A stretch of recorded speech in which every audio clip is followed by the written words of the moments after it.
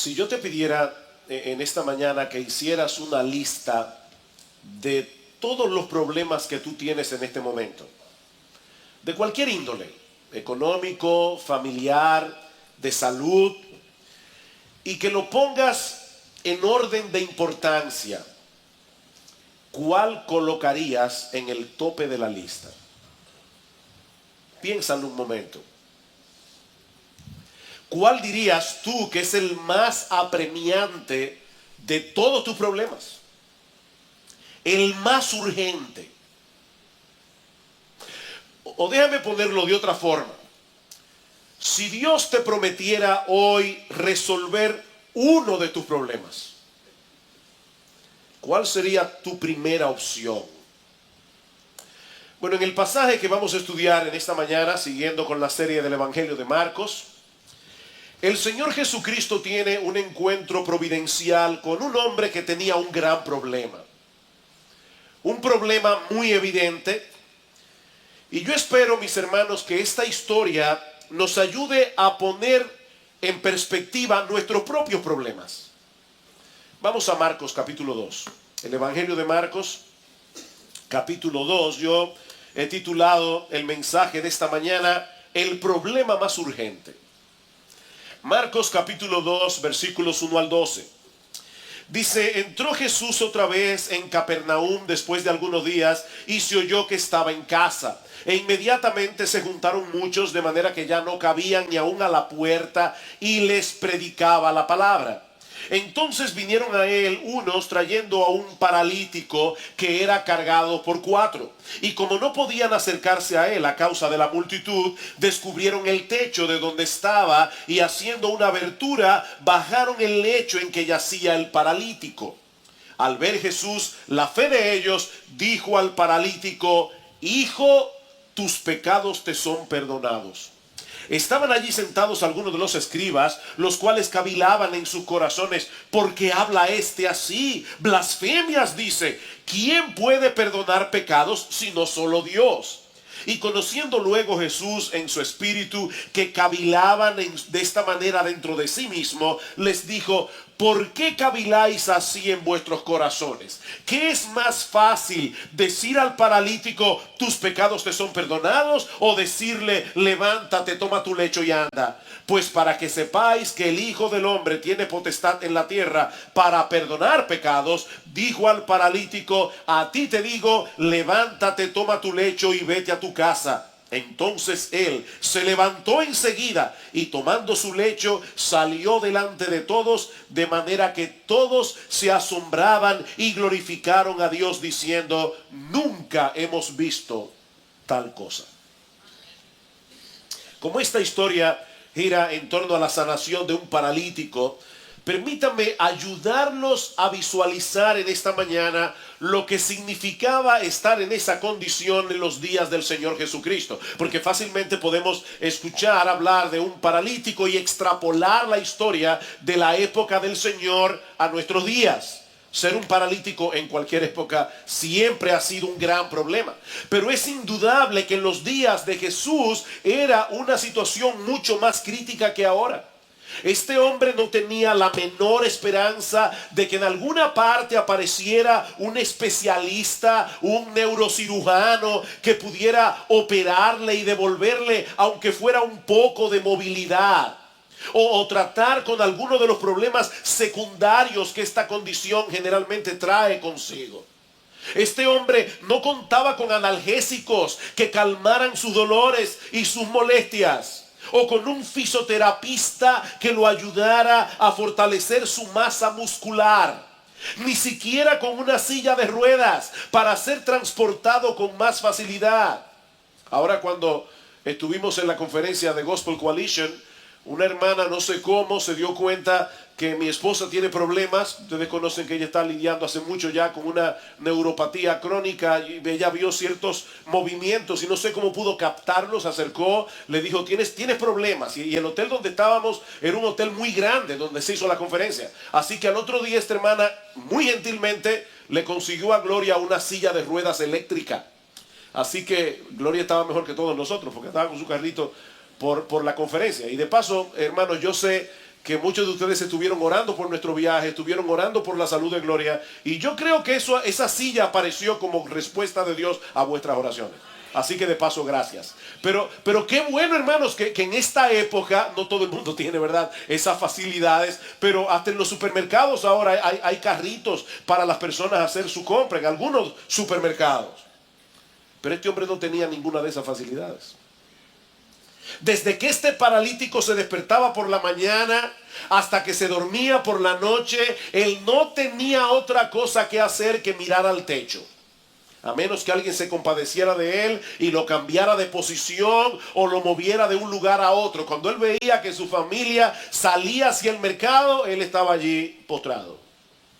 Cada día la misma monotonía, cada día el mismo escenario, el mismo aislamiento, tirado en el suelo, en una litera, semana tras semana, mes tras mes, año tras año, teniendo que depender completamente de otros para suplir cualquiera de sus necesidades, por más pequeña que fuera.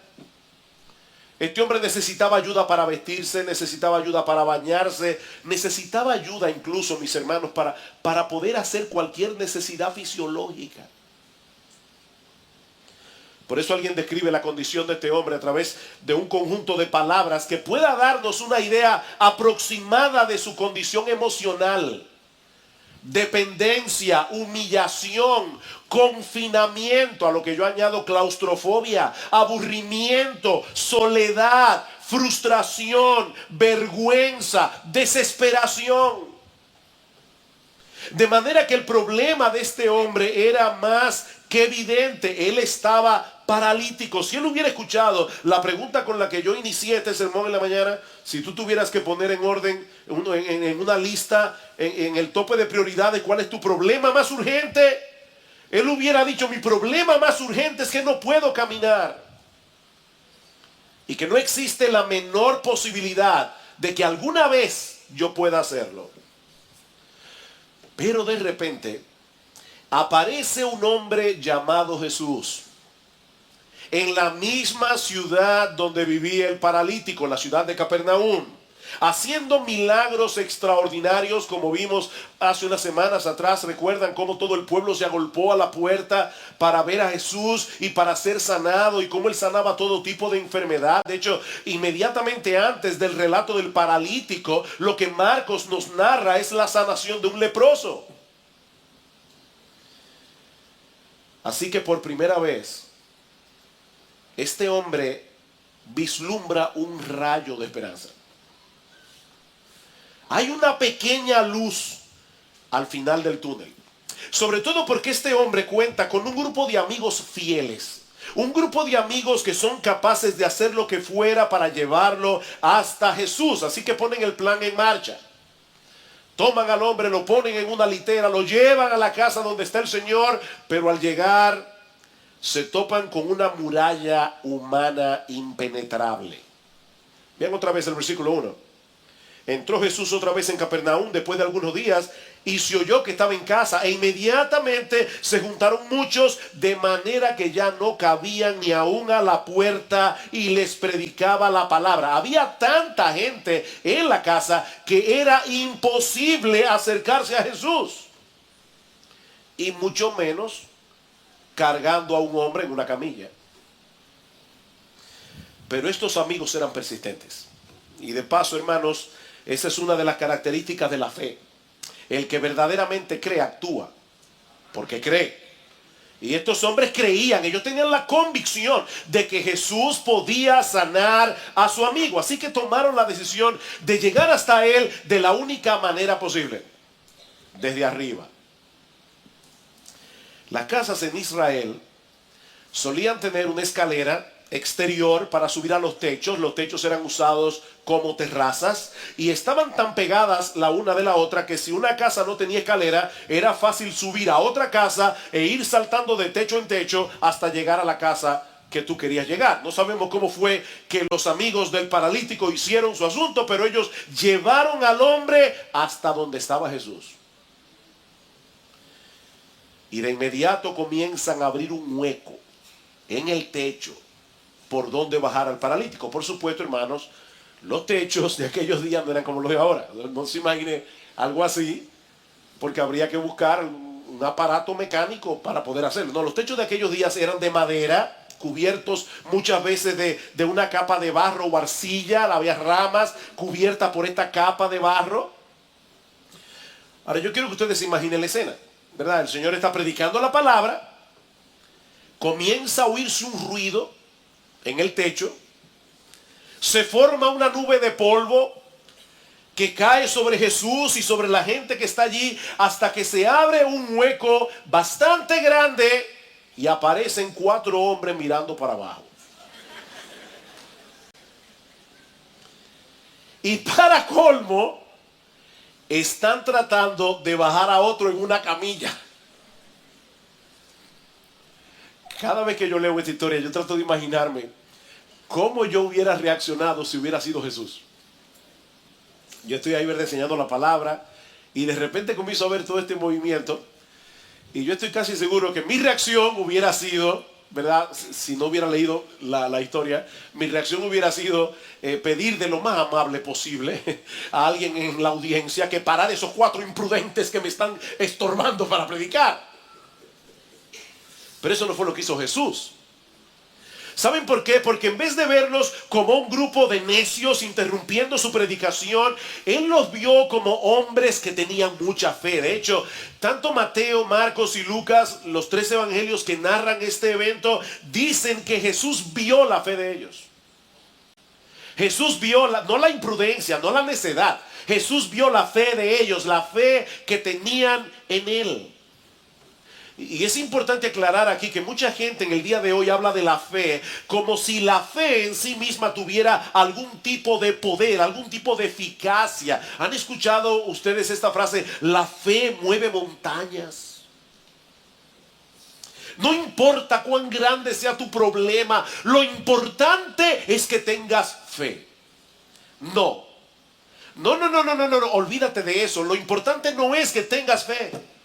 Lo importante es que tú tengas fe en el objeto correcto. Lo que hizo la diferencia en esta historia no fue la gran fe de estos hombres, sino el hecho de que por esa fe ellos llevaron al paralítico a la persona apropiada, nuestro gran Dios y Salvador Jesucristo. Así que no es simplemente tener fe, es tener fe en Jesús.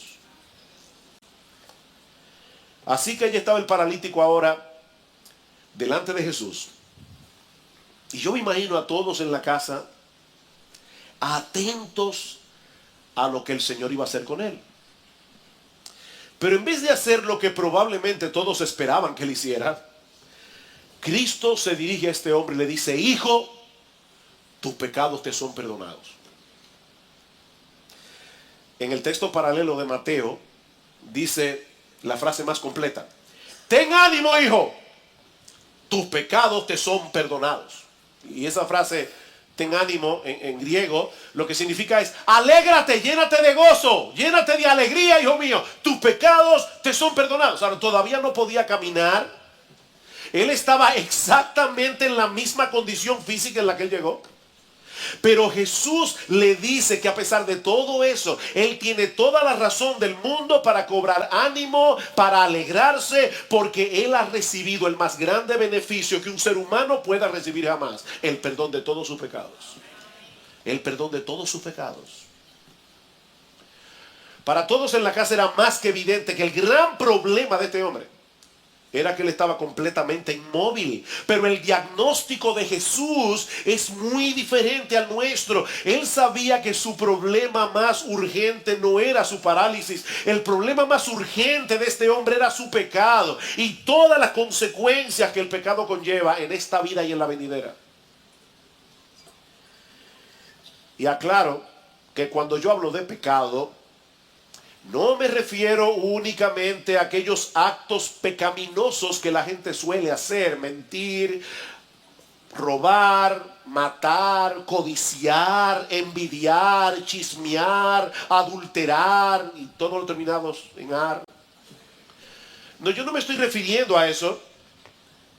Yo me estoy refiriendo más bien a la fuente que produce todos esos pecados. Y es el hecho de que el hombre ha decidido vivir de espaldas a Dios. El hombre ha decidido hacer su propia voluntad, buscar su propia gloria. En otras palabras, el hombre ha decidido ser su propio Dios. De hecho, piensen por un momento en este paralítico. Él no tenía mucha capacidad para hacer actos pecaminosos. Él no se podía mover. Él no podía robar, él no podía adulterar, él no podía matar, pero podía pecar. Él podía pecar y pecaba porque el pecado es un problema del corazón. Y ese, según Jesús, es nuestro problema más urgente. Mi amigo, ese es el más urgente de tus problemas. ¿Quién sabe cuántas veces este hombre había soñado con la posibilidad de poder caminar? Pensando que esa sería la solución de todos sus problemas. Si tan solo pudiera valerme por mí mismo. Ir a donde yo quiera, como yo quiera, cuando yo quiera. Yo sería el hombre más feliz. Yo creo que nunca más volvería a quejarme de nada.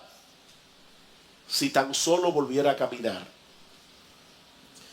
Pero Jesús lo veía de otra manera. Para Jesús, si él lo sanaba únicamente de su parálisis, estaba dejando a este hombre en una terrible condición. Él no habría resuelto realmente el mayor de sus problemas. Y ¿saben qué, mis hermanos? Lamentablemente, esa es la ilusión en la que viven la mayoría de las personas, incluyendo muchos que profesan ser cristianos. Ay, si tan solo. Y llena ahí esa línea en blanco, como tú quieras.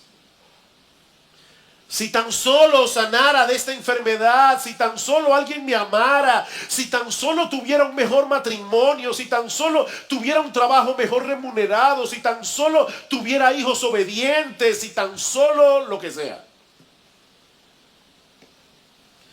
Sea lo que sea que tú pongas en esa lista, estás completamente equivocado. Si tú crees que por tener cualquiera de esas cosas vas a tener una vida más plena y feliz, estás equivocado. Hay una periodista llamada Cynthia Hamel y ella escribió un artículo sumamente interesante sobre las frustraciones de la gente famosa.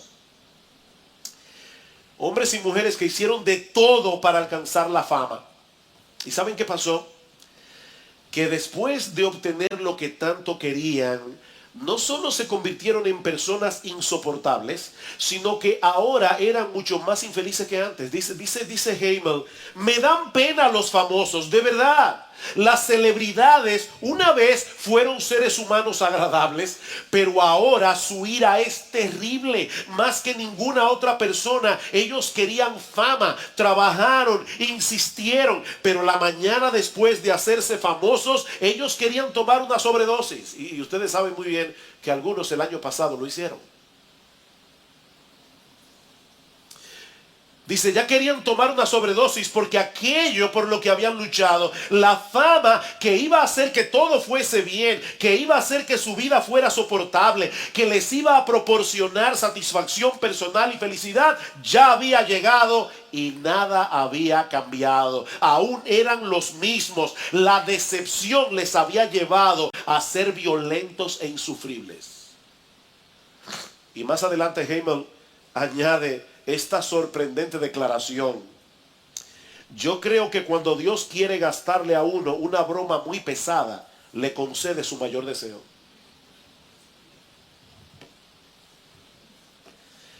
Pero eso no fue lo que hizo el Señor con el paralítico. Él no le dio lo que él quería, él le dio lo que necesitaba. No lo que él quería, lo que él necesitaba. Y no era la sanidad de su cuerpo, era la sanidad de su alma. Lo que este paralítico necesitaba más urgentemente era el perdón de sus pecados. Y eso fue precisamente lo que Cristo le dio. Mi amigo, otra vez, yo no sé cuál es el mayor anhelo tuyo en esta mañana. Pero si es algo fuera del Señor Jesucristo y del perdón de tus pecados, el perdón que solamente Él puede darte, estás cometiendo el más terrible y destructivo de todos los pecados: idolatría. Idolatría. Estás buscando propósito y significado para tu vida en el lugar equivocado. Ese es el gran problema de los seres humanos. Van detrás de la reputación, de la belleza, de la popularidad, del dinero, de la diversión, y al final siempre terminan frustrados porque su mayor necesidad sigue allí. Así que lo primero que yo quiero resaltar en este pasaje es que según Jesús, ninguna necesidad humana es más urgente que el perdón de los pecados. Según Jesús, ninguna necesidad es más urgente que el perdón de los pecados. ¿Sabes por qué? Porque algún día tendrás que presentarte en el tribunal de Dios para dar cuenta por tu vida. Y en ese juicio nadie saldrá bien parado. Nadie saldrá bien parado. Dice la Escritura en Hebreos capítulo 4, versículo 13, que todas las cosas están desnudas y abiertas a los ojos de aquel a quien tenemos que dar cuentas. Dios conoce nuestra vida. Dios conoce cada íntimo detalle que tú crees que nadie conoce. Dice en Romanos capítulo 3, versículo 10, que en el mundo entero no hay justo ni aún uno, no hay quien haga lo bueno, no hay ni siquiera uno. Todos se desviaron, a una se hicieron inútiles. Todos, absolutamente todos. Pero en medio de ese panorama tan aterrador, este pasaje contiene una increíble noticia. Y es que ese mismo Dios contra el cual hemos pecado, ese mismo Dios que ha sido ofendido todo el tiempo por nosotros, ese mismo Dios decidió resolver el problema a costa de un gran sacrificio. Versículo 6. Estaban allí sentados algunos de los escribas, los cuales cavilaban en sus corazones: ¿por qué habla este así? Blasfemias dice. ¿Quién puede perdonar pecados sino solo Dios? Y conociendo luego Jesús en su espíritu que cavilaban de esta manera dentro de sí mismos, les dijo: ¿por qué caviláis así en vuestros corazones? Interesante, ellos no habían expresado absolutamente nada con sus bocas. De hecho, la palabra que aparece en el versículo 8 es la palabra dialogizomai, de donde viene nuestra palabra diálogo. Jesús tiene el poder para escuchar nuestro diálogo interior. Todos tenemos un diálogo interior. No tenemos que hablar con nadie. Nosotros hablamos con nosotros mismos todo el tiempo. Y Jesús escucha ese diálogo interior que había en los corazones de estos líderes religiosos de Israel. Y lo interesante, mis hermanos y amigos que están aquí en esta mañana, es que en este caso el proceso de razonamiento de estos líderes era correcto. Absolutamente correcto, excepto en una cosa. Ellos pensaron: mira acá, Jesús está clamando tener poder para perdonar pecados. Correcto, perfectamente correcto, eso es así. Jesús no le dijo a este paralítico: hijo mío, ve a Dios para que te perdone tus pecados. Él le dijo: yo te perdono tus pecados. Así que ellos pensaron: ¿Jesús está diciendo tener la autoridad para perdonar pecados? Sí. Sí. Entonces, Jesús está diciendo que Él es Dios porque solo Dios puede perdonar pecados. Correcto otra vez. Correcto otra vez. Todos los pecados que nosotros cometemos, los cometemos primariamente contra Dios, y por lo tanto solo Dios puede perdonar los pecados. Dice en el Salmo 51, cuando David peca contra Betsabé y peca contra Urías Eteo, y David confiesa su pecado delante del Señor y le dice: contra ti solo he pecado y he hecho lo malo delante de tus ojos. Y en el Salmo 103 dice: Él es quien perdona todas tus iniquidades. Así que estos líderes religiosos están allí con ese diálogo interior. Jesús está diciendo que Él puede perdonar pecados, pero solo Dios puede perdonar pecados. ¿Cuál es la conclusión? Jesús está diciendo que Él es Dios. Correcto otra vez. Eso era exactamente lo que Jesús le estaba diciendo. El Señor Cuando le dice al paralítico, hijo, tus pecados te son perdonados, lo que le está diciendo en realidad es que todos los pecados que él había cometido en su vida, los había cometido contra Jesús. Y ahora él le dice, hijo, ten ánimo. Toda tu vida has pecado contra mí y ahora quiero que sepas que yo te perdono todos tus pecados.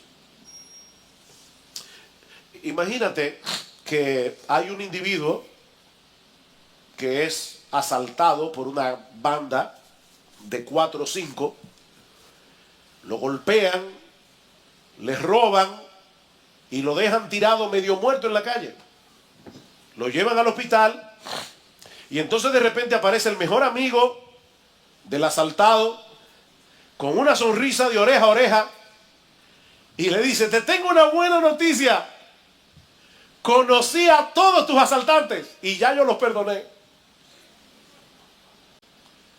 ¿Y quién te dio a ti permiso o autoridad para perdonar en mi nombre lo que me hicieron a mí?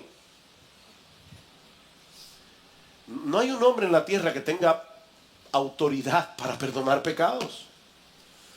Porque todos nuestros pecados son contra Dios.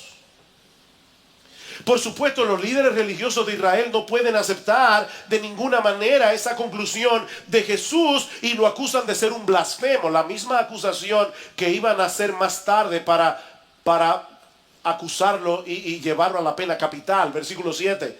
¿Por qué habla este así? Blasfemias, dice. Y ciertamente, mis hermanos, si Jesús era un hombre común y corriente, lo que Jesús está diciendo aquí es una blasfemia. Pero entonces eso lleva al Señor a traer esta pregunta tan enigmática en el versículo 9. ¿Qué es más fácil? Escuchen la pregunta, hermanos. ¿Qué es más fácil?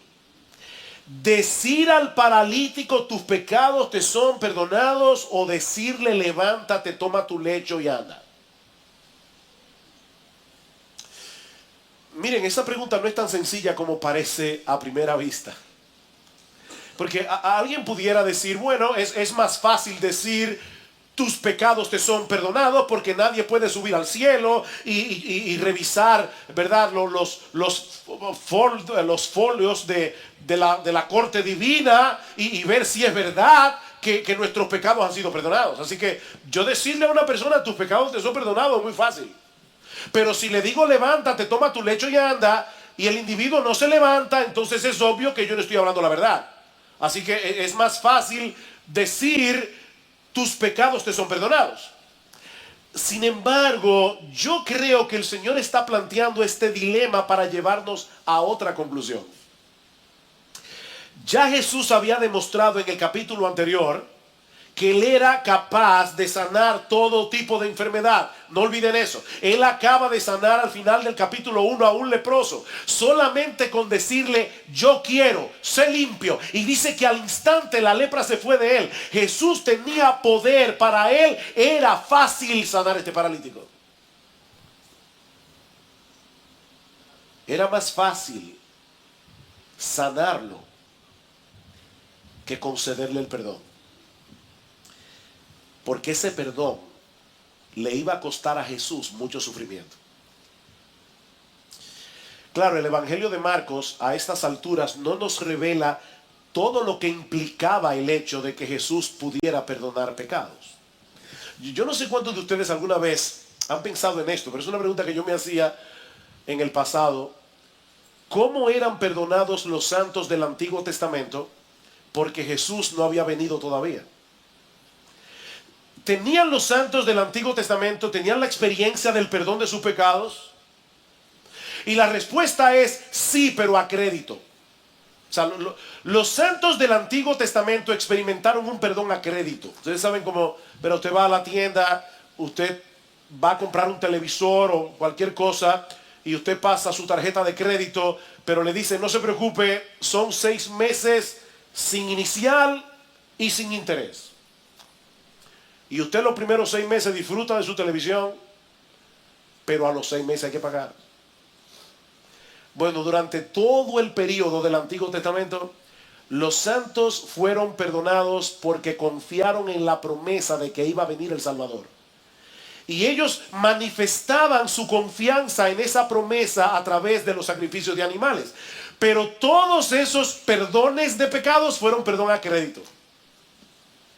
Hasta que Jesús muriera en la cruz del Calvario. Así que todavía el perdón del paralítico fue a crédito. Pero fue perdón. Fue perdón. Más adelante Marcos nos va a revelar lo que le costaría a Jesús pagar ese perdón hasta el último centavo. Marcos capítulo 8. Marcos capítulo 8.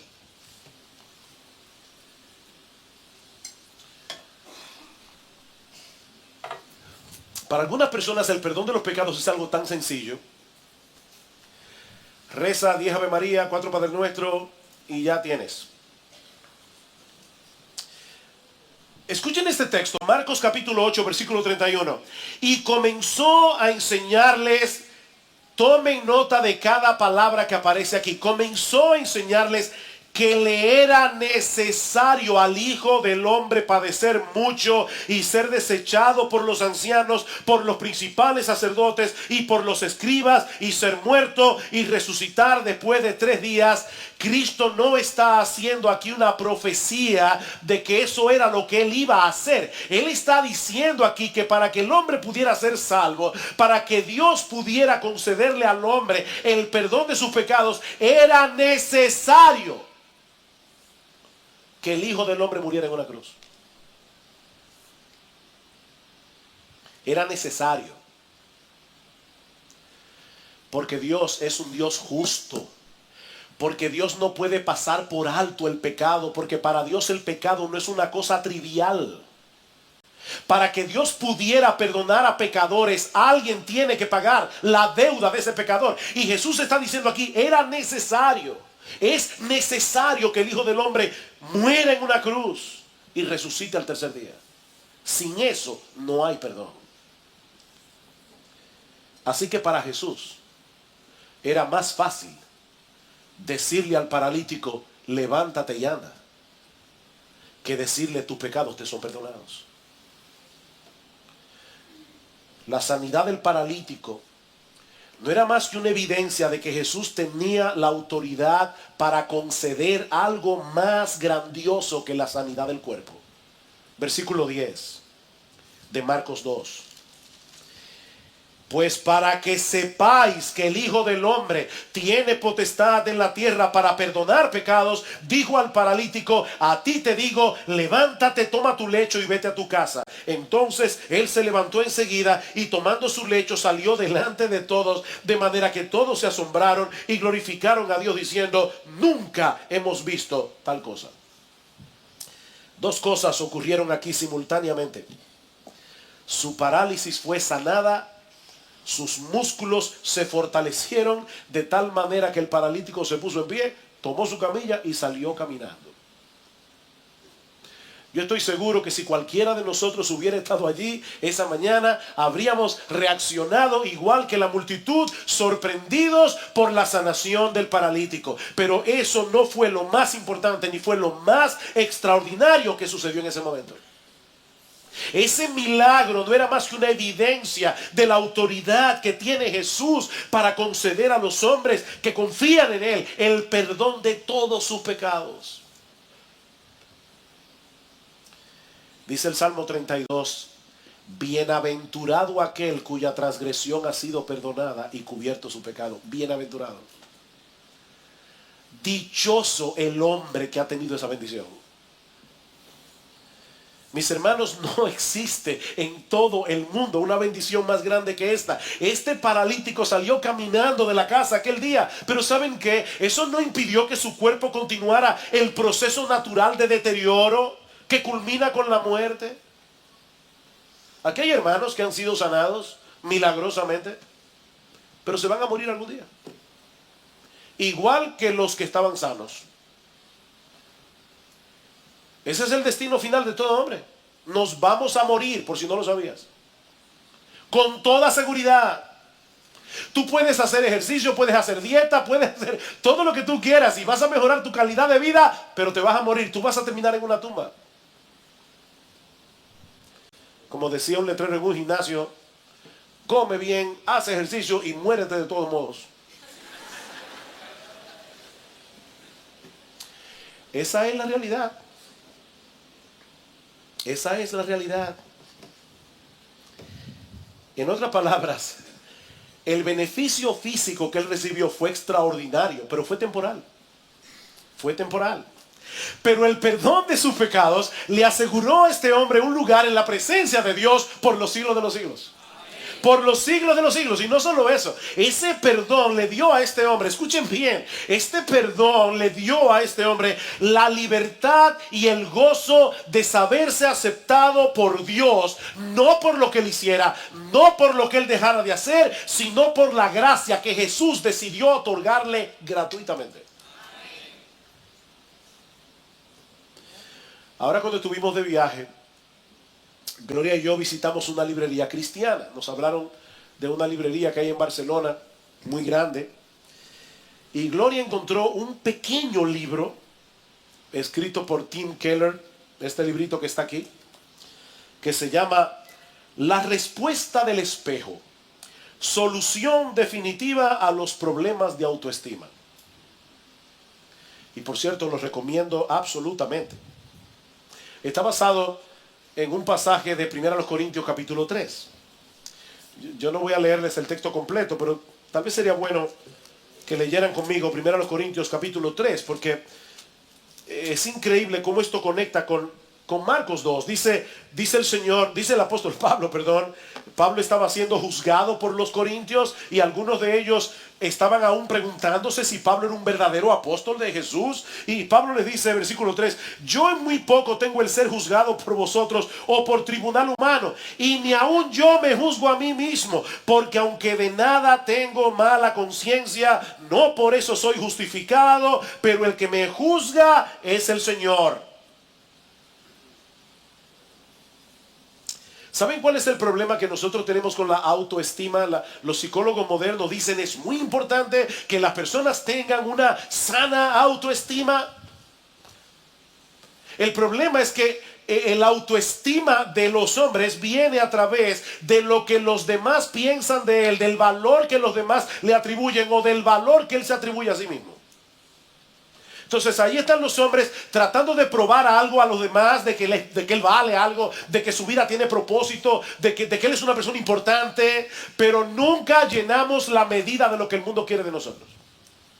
Ese es el problema. Si tú vas a vivir para los hombres, te tengo una mala noticia, tú nunca vas a poder agradar a todo el mundo. ¿Cuál es la solución? Bueno, el mundo dice, no te preocupes por lo que los demás piensan de ti. Lo importante es lo que tú piensas acerca de ti mismo. ¿Sabes qué? Eso tampoco es una solución. Porque o tú te pones un estándar demasiado bajo para poder cumplirlo, y eso te va a frustrar también. O tú vas a vivir frustrado porque tampoco vas a llenar la medida de lo que tú crees que tú deberías ser. Así que esa no es la solución.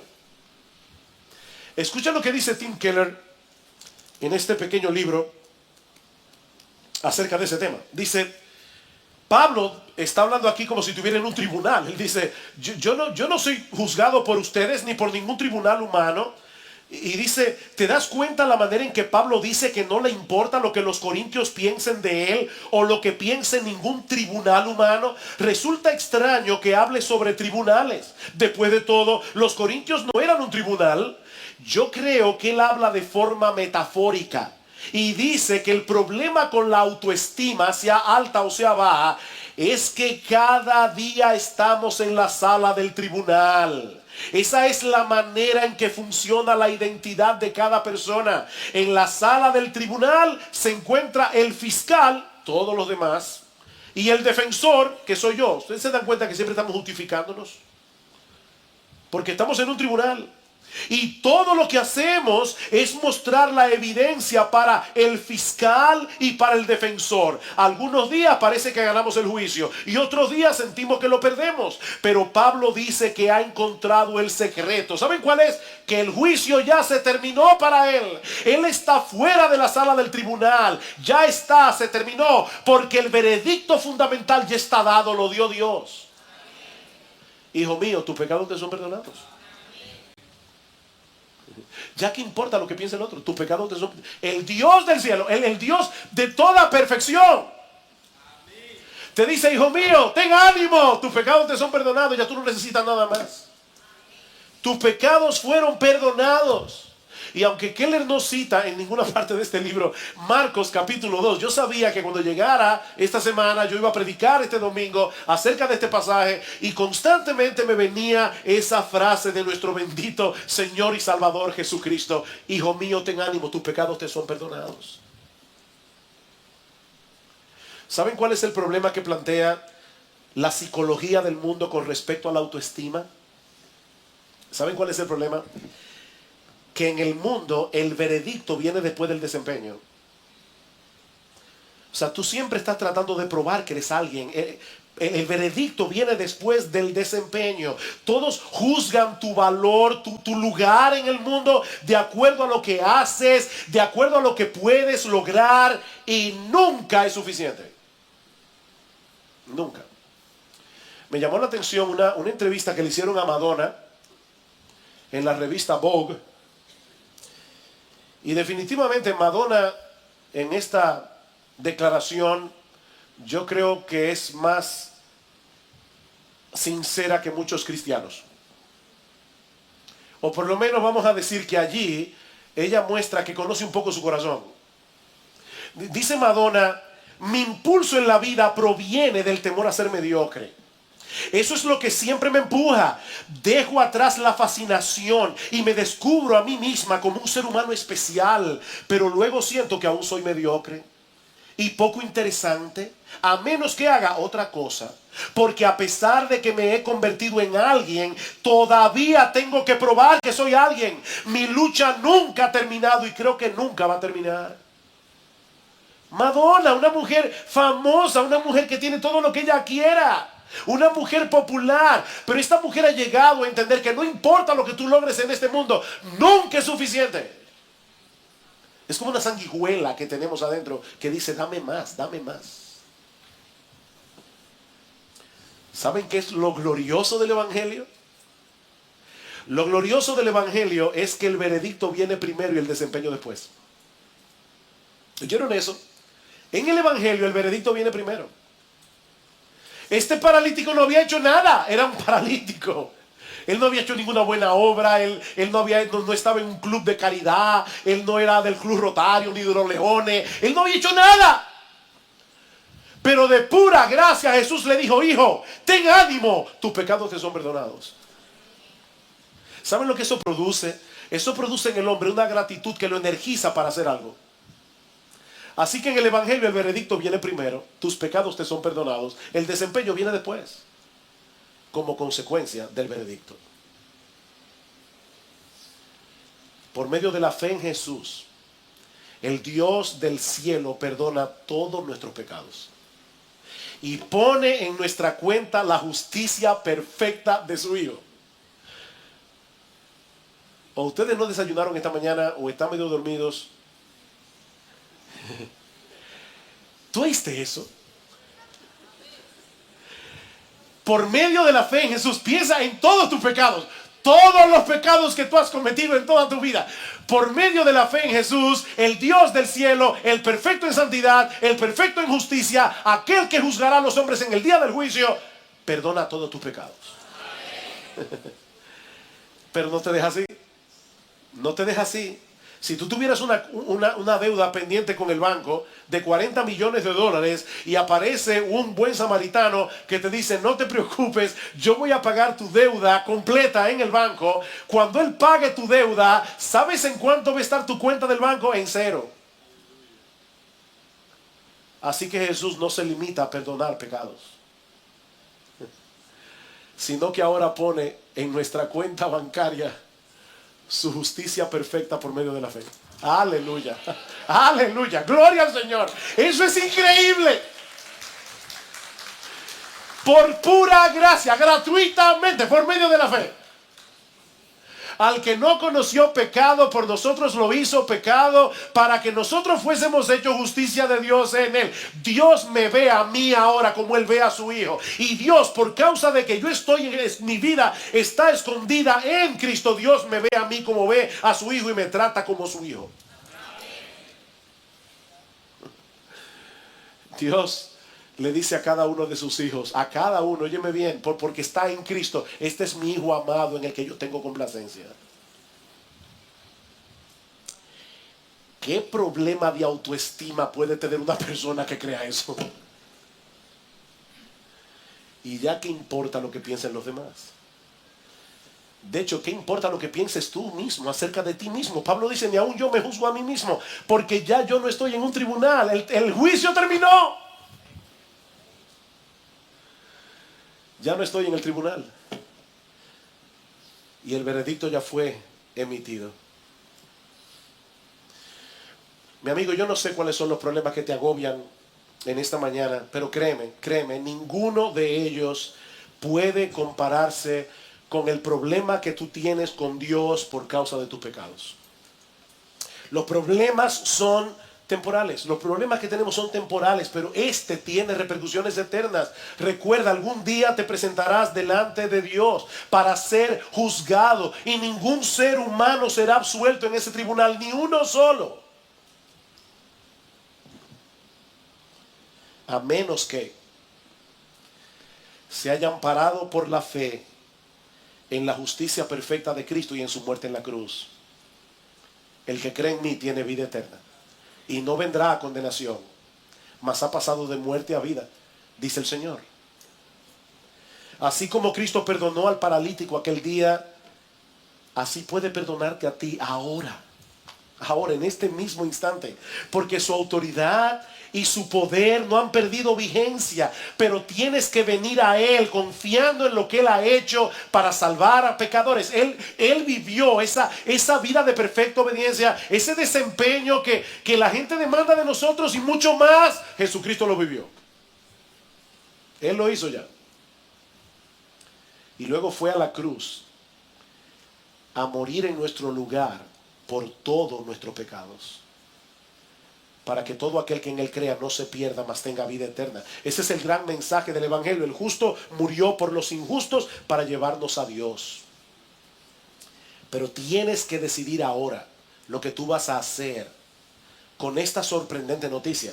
Porque, mi amigo, si tú decides no hacer nada en la mañana de hoy y dejar las cosas como están, te estás colocando a ti mismo en la posición de los líderes religiosos de Israel. Indirectamente estás acusando a Jesús de ser un blasfemo. ¿Tú oíste eso? Tú estás escuchando la oferta del Evangelio, el perdón de tus pecados por medio de la fe, porque Jesús te lo está ofreciendo. Si tú decides no hacer nada y no venir a Cristo hoy en arrepentimiento y fe, entregándole completamente tu vida, tú te estás colocando a ti mismo en el grupo de los escribas, y indirectamente tú estás uniéndote a su acusación de que Jesús es un blasfemo. Nadie puede permanecer en una posición neutral ante este pasaje. Nadie. Te colocas del lado de los escribas en su acusación de blasfemias contra Jesús, o te colocas frente a Jesús como un pecador arrepentido, esperando recibir de Él por medio de la fe lo que solo Él puede darte, el perdón de todos tus pecados.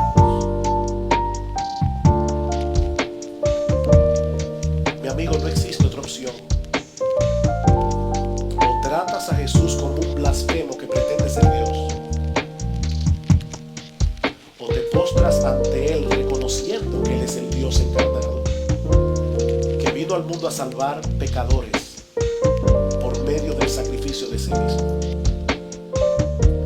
Qué gran salvación y qué gran Salvador. Qué gran Salvador. Quiere el Señor manifestar manifestar su poder en este día, obrando en la vida de muchos. Arrepentimiento y fe, para que puedan salir de este lugar con el alivio, la libertad, el gozo, la alegría de saber que todos sus pecados fueron perdonados por aquel que tiene potestad en la tierra para perdonar pecados, nuestro gran Dios y Salvador Jesucristo. Pero es también mi oración que los creyentes de Iglesia Bíblica del Señor Jesucristo y todos los creyentes que están aquí hoy salgan de este edificio gozosos y animados, con un mayor aprecio y un mejor entendimiento de la gran salvación que nuestro gran Salvador nos ha otorgado por gracia, por medio de la fe. Hijo, ten ánimo. Hijo, ten ánimo. Tus pecados te son perdonados.